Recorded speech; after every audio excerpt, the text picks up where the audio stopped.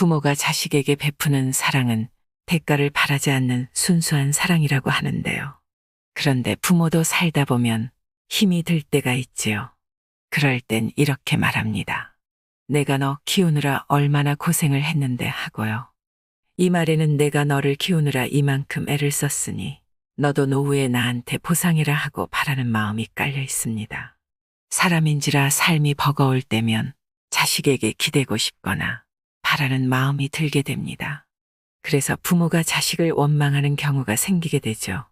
부모가 되고 자식을 보면서 키우는 재미를 마음껏 누렸다면 자식이 이제 다 커서 효도를 하지 않더라도 조금도 서운하지 않을 것입니다. 자식을 키우는 동안 품에 안음으로써 이미 큰 기쁨을 누렸기 때문에 아이에게 사랑을 베풀었다는 생각도 없습니다. 그러니 자식이 독립해 제 가정을 건사하는 것만으로도 부모는 행복하고 고맙게 여기는 것이죠. 반면에 아무리 부모라도 내가 너를 키웠다 하는 생각을 가지면 자식에게 실망해서 괴로움을 자처할 수도 있습니다. 인생을 책임감으로 살게 되면 본인은 열심히 산다고 하지만 돌아보면 인생 전체가 허무하고 공허하게 느껴지기 쉽습니다. 자식을 위해서 어떤 부모가 될 것인가 하는 이런 생각은 겉으로는 훌륭하지만 실제로는 가족을 위해서 자신을 희생한다는 의미가 숨어 있습니다. 시간이 흐르면 결국 스트레스를 받게 되고 나의 지난 인생이 아쉽기만 합니다. 가족을 위해, 아이를 위해 내가 노력하고 헌신하고 희생한다 이렇게 말하는 사람은 마음속에 사명감이 있지요. 어깨가 무거워진다고 하는데요. 이럴 때 한번 솔직하게 생각해 보세요. 혼자 지내는 게 좋은지 가족과 함께 지내는 게 좋은지 말입니다. 혼자 사는 것보다 결혼해서 사는 게 낫고 자식이 아무리 애를 먹여 없는 것보다 있는 것이 낫다면 아내 때문에, 자식 때문에 자신이 희생하고 있다고 생각하는 것은 잘못된 것입니다. 나 자신을 더 힘들게 만들 뿐이지요. 오히려 아이들에게 항상 고맙다. 너희가 있어서 내가 행복하다고 말해보세요. 아내에게도 가끔 잔소리도 있지만 당신이 있어서 내가 사는 재미가 있네 라고 말할 수 있어야 합니다. 이렇게 상대를 고맙게 여기면 가정이 화목해지고 저절로 좋은 아버지, 훌륭한 남편, 좋은 어머니, 훌륭한 엄마가 됩니다. 요즘에는 자식들이 장성한 뒤에도 자신의 인생을 희생하며 뒷바라지하는 부모들이 많은데요. 그러나 희생하는 데에는 한계가 있습니다. 결국에는 인생을 이렇게 살 필요가 있나? 내가 왜 가정에, 자식에 묶여서 이렇게 인생을 허비하나 하는 회의가 듭니다. 또 누구를 위해서 희생한다는 생각을 하면 보상 심리가 생기게 되죠. 누구를 위해 산다는 것은 자유롭고 행복한 인생과는 거리가 멉니다. 정말로 좋은 부모가 되는 길은 좋은 배우자가 되는 길과 같습니다. 있는 돈 없는 돈 들여가며 아이들에게 아무리 정성을 쏟아도 부모가 악을 쓰고 싸우면 아이들은 삐뚤어지게 되죠. 반면에 부부가 행복하게 지내면 아이들은 저절로 잘 크게 됩니다. 학창시절 공부를 좀 못한 아이들도 나중에 다 잘 되고요. 결국 부부가 화목하게 사는 것이 부모 노릇을 제대로 하는 것입니다. 부모가 자식을 위해 무조건 희생하다 보면 자식에게 거는 기대가 커지고 그리고 자식은 부모의 기대라는 무거운 짐을 지고 살게 되어 있습니다. 그러다 보면 삶의 활기가 없어지고 항상 부모 눈치를 보게 됩니다. 이런 자식은 결혼해서도 독립을 못하고 부모에게 의지하기 쉽습니다. 따라서 정말로 자식의 행복을 바라고 좋은 부모가 되고 싶다면 자식이 20살이 되면 독립을 시켜야 합니다. 내가 고등학교 졸업할 때까지만 재워주고 먹여주고 가르칠 것이니 이후로는 너 맘껏 살아라. 혼자 살아도 좋고 결혼해도 좋고 결혼할 사람이 어떤 사람이든 다 좋다. 너 원하는 대로 살아라. 엄마 아빠는 너를 지지한다. 이렇게 다 풀어서 광야에 내보내줘야 아이들이 활기차게 살지. 부모의 좁은 울타리에 계속 가두면 우리 아이들이 크게 성장하지 못합니다. 그러다 보니 젊은이들도 도전하는 것을 두려워하고 안정만 추구하는 애늙은이가 많아져서 사회 전체가 침체 국면으로 빠져드는 것입니다. 아이는 아무 곳에서나 키워도 잘 자랍니다. 아이 걱정은 하지 마세요.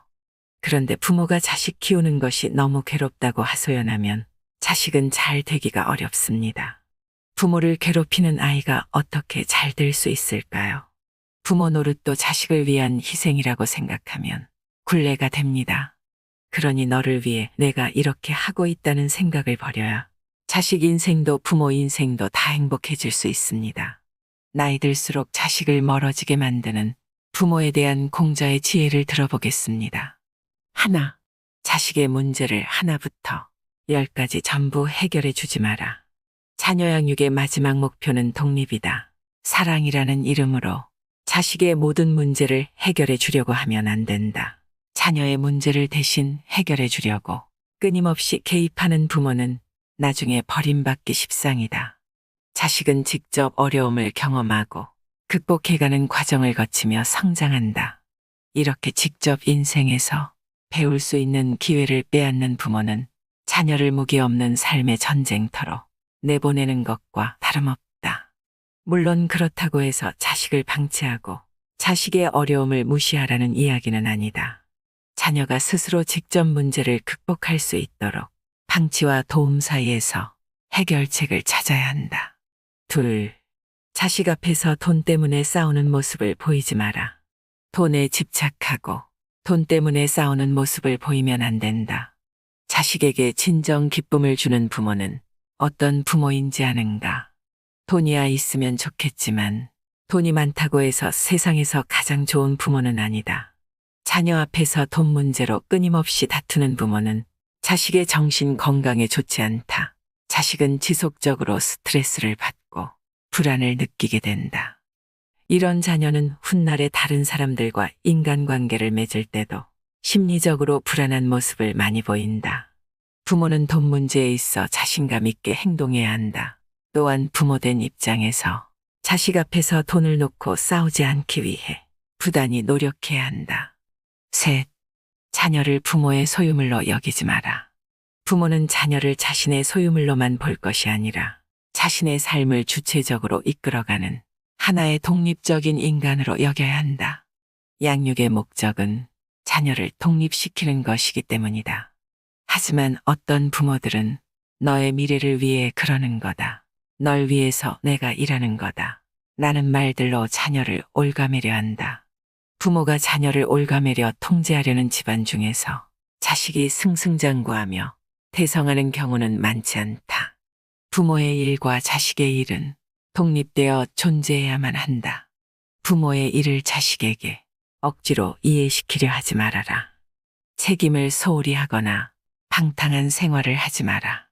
사람의 생명은 하늘이 준 선물이며 다른 사람에게 행복을 주는 데 써야 한다고 믿으며 살아가야 한다.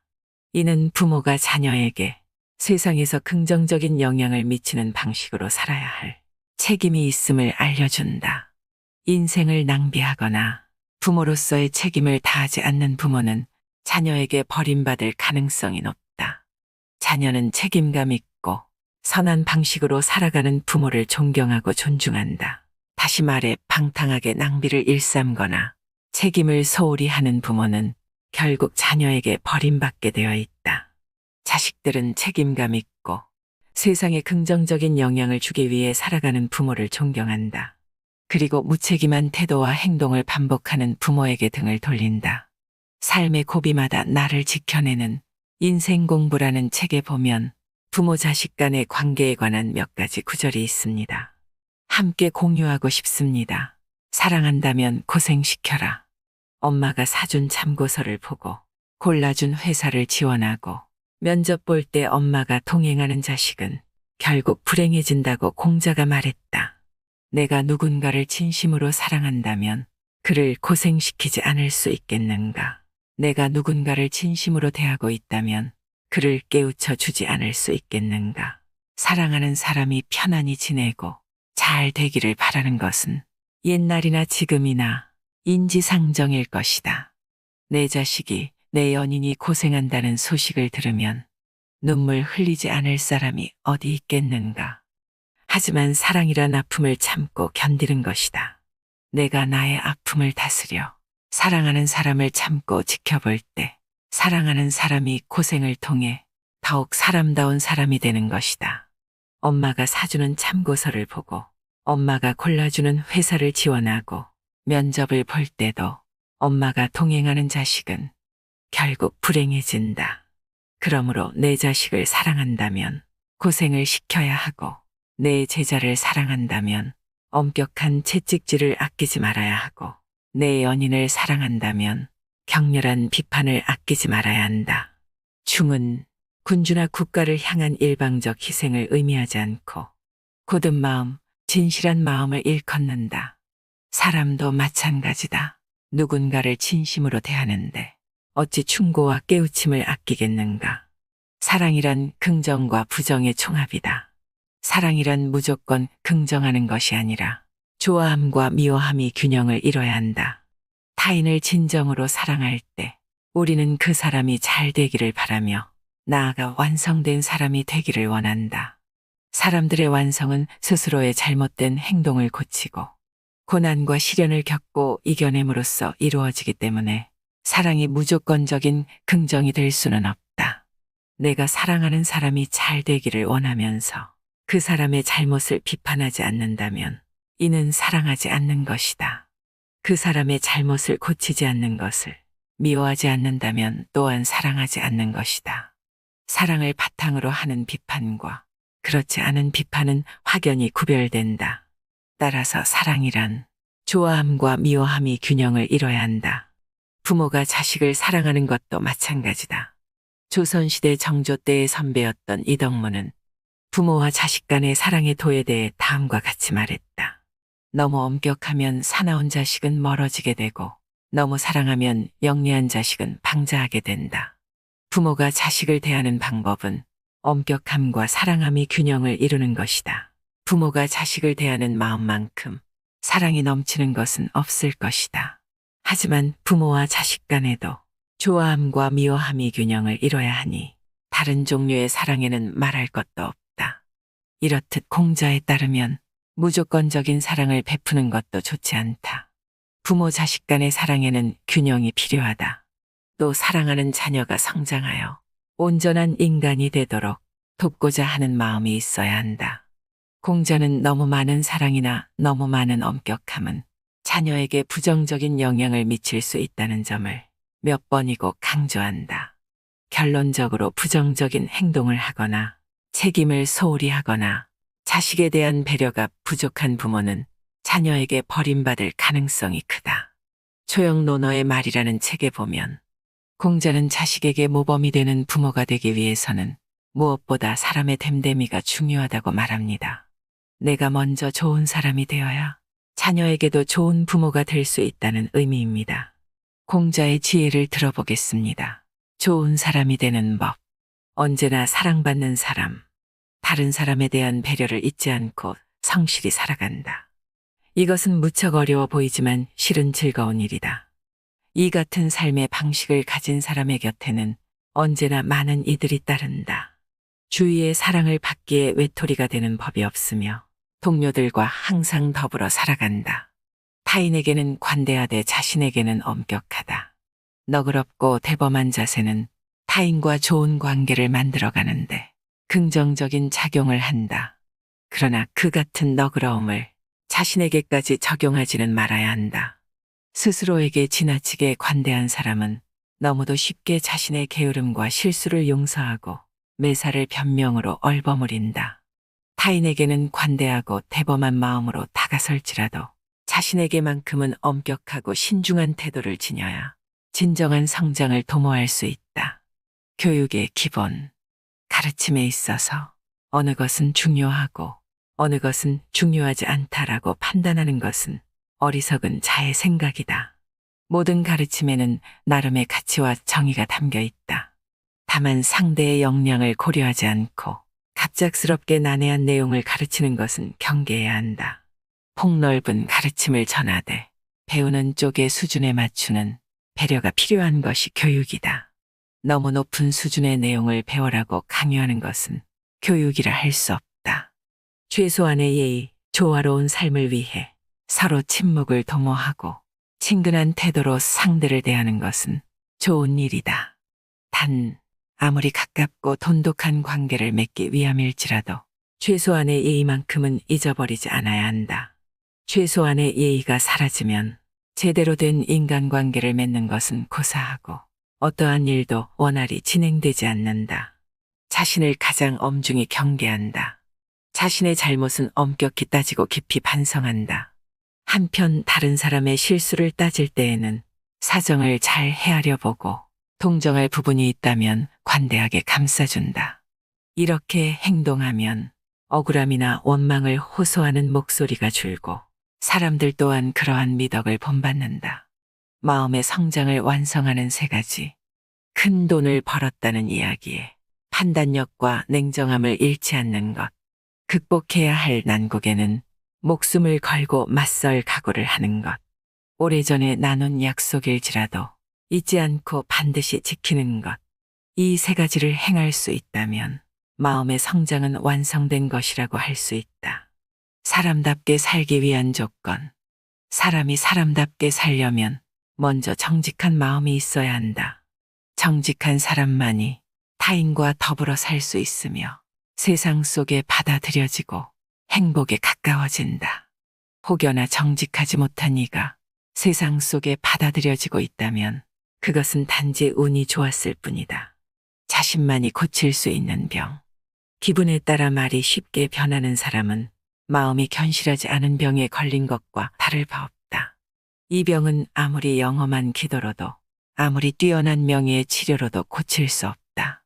결국 주위 사람들로부터 미움을 얻고 버림받을 뿐이다. 이 마음의 병은 그들 스스로가 문제를 자각하여 고칠 때 비로소 완쾌될 수 있다. 나는 타인을 얼마나 이해하고 있는가? 다른 이가 나를 이해해주지 않는다고 불만에 가득 차 끙끙 앓아봤자 해결되는 것은 아무것도 없다. 그 전에 나는 다른 사람을 얼마나 이해하고 있는지, 그의 가치와 재능을 제대로 인정하고 있는가를 반문해 볼 필요가 있다. 오늘은 공자의 말씀에서 인생을 살아가는 지혜로운 방법에 대해 함께 나눠봤습니다. 이상으로 생각의 품격이었습니다. 하루하루 당신의 품격이 더 빛나길 바랍니다.